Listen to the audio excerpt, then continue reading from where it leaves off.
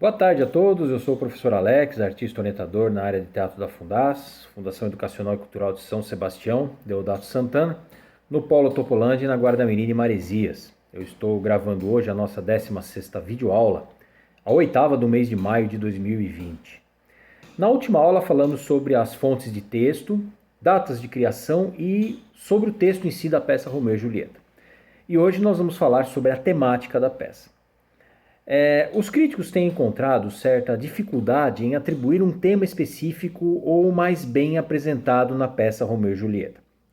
As propostas que surgiram como temas principais são a descoberta que as personagens fazem sobre os seres humanos, compreendendo que eles não são nem totalmente bons nem totalmente maus, e que, em vez disso, são um pouco dos dois. Também tem o despertar da fantasia onírica e a entrada para a realidade. Temos também o perigo que existe na ação precipitada sem qualquer tipo de racionalização e também o poder que existe num destino trágico. Embora esse conjunto de temáticas forme um enredo complexo para os críticos definirem uma temática principal, a peça está repleta de vários elementos temáticos que se entrelaçam. Os que são mais frequentemente debatidos pelos estudiosos são os seguintes. O primeiro deles, o amor. Romeu e Julieta é por várias vezes considerada uma obra sem temas, com a ressalva de que se trata do amor entre dois jovens apaixonados. Esses dois jovens tornaram-se com o tempo a emblemática dos jovens amantes que são condenados por seu amor. Uma vez que o tema se apresenta de forma muito clara na peça, há uma grande exploração da linguagem e do contexto histórico por trás deste romance. Em seu primeiro encontro, Romeu e Julieta utilizam uma forma de comunicação recomendada por muitos autores críticos da época de Shakespeare, a metáfora. Usando metáforas de santos e pecados, Romeu teve a oportunidade de testar os sentimentos que Julieta nutria por ele de uma forma não ameaçadora. Esse método estilístico era recomendado pelo diplomata italiano Baldassare Castiglione, cujas obras haviam sido traduzidas para o inglês da época. Castiglione lembra também que, se um homem utiliza uma metáfora como um convite, a mulher pode fingir que não entendeu o que ele disse, e então ele poderia recuar sem perder sua honra. Julieta, no entanto, participa da metáfora de seu amado e colabora para o seu desenvolvimento, expandindo-a.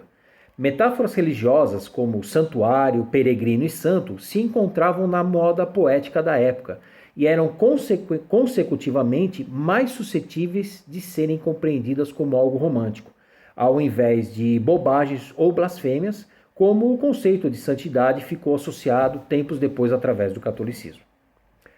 Mais tarde, Shakespeare remove as alusões mais audazes que ele encontrou na história de Romeu e Julieta de Brooke, como uma que se refere à ressurreição de Jesus Cristo.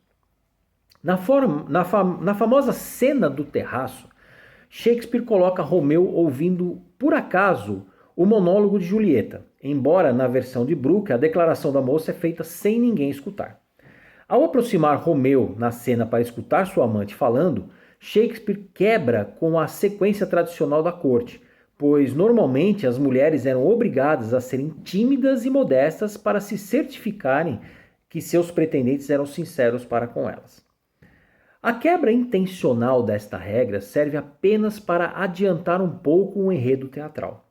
Os amantes são capazes de pular a parte das declarações de amor e passar a falar da sua relação, como quando decidem se casar depois de se conhecerem em apenas uma única noite. Se nos focarmos na cena final do suicídio, podemos perceber uma contradição na mensagem. Na religião católica, os suicidas eram condenados a viverem e amargarem no inferno. Porém, existia também conceitos de que, se morressem através da religião do amor, ao lado do seu amor, estariam unidos com ele no paraíso. Religião de amor é um conceito europeu medieval de atitudes. Portanto, o amor entre Romeu e Julieta parece expressar a religião de amor, em vez de expressar a visão católica, que eles teriam que ir para o inferno.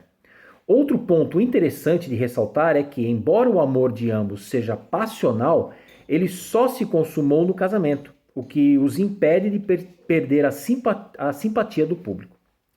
Indiscutivelmente, Shakespeare relaciona sexo e amor com a morte. Por exemplo, ao longo da história, tanto Romeu como Julieta, assim como as outras personagens, a qualificam como um acontecimento sombrio, frequentemente equiparando-se com o erotismo. Ao descobrir a morte falsa de Julieta, por exemplo, Capuleto, seu pai, diz que ela foi desflorada, uma alusão simples para o fim da virgindade feminina. Julieta também compara Romeu com a morte da mesma forma, e antes de seu suicídio, ela se aposta do punhal de Romeu e diz: Ó, sê bem-vindo, punhal. Tua bainha é aqui, repousa aí bem quieto e deixe-me morrer. Todos sabem que Julieta se suicidou, enfiando o punhal em seu coração. Vamos falar agora sobre azar e sorte. Os estudiosos se encontram divididos quanto ao papel da sorte na peça.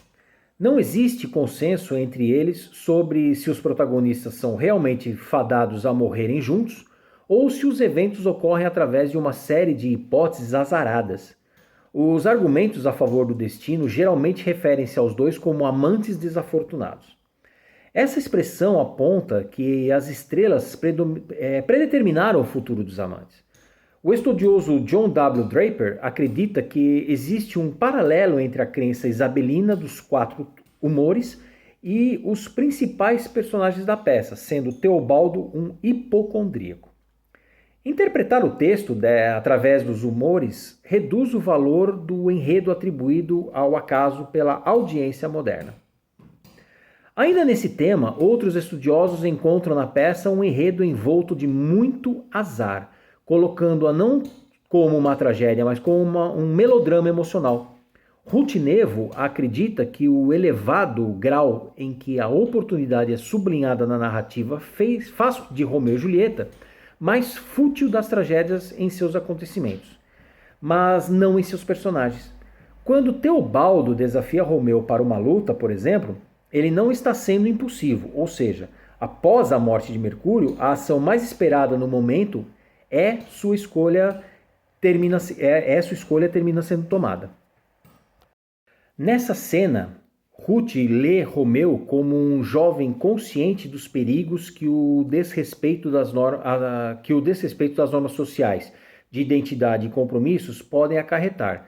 E por isso ele decide cometer um assassinato não por causa de uma falha trágica, mas devido à circunstância. Vamos falar da dualidade, né? Segundo Caroline Spurgeon, em Romeu e Julieta, a imagem dominante é a luz e todas as formas e manifestações da mesma. O sol, a lua, as estrelas, o fogo, os raios, os flashes de pólvora e a luz que reflete a beleza e o amor. Enquanto que, em contrapartida, temos a noite, a escuridão, as nuvens, a chuva, a névoa e a fumaça. Em verdade, os estudiosos têm longas críticas e análises acerca do amplo uso da luz e da escuridão que Shakespeare fez questão de utilizar na peça. Esse uso é uma técnica estilística muito facilmente encontrada na literatura para referir em linguagem descritiva uma experiência sensorial. Caroline Spurgeon considera esse tema da luz como um símbolo da beleza natural do amor juvenil, e essa interpretação serviu de argumento para outros críticos. De maneira resumida, podemos dizer que Romeu e Julieta se veem como uma luz na escuridão circundante. O primeiro descreve a amada como se ela fosse o sol, mais brilhante do que uma tocha, uma joia que brilha no escuro das noites, e um brilhante anjo entre as nuvens negras.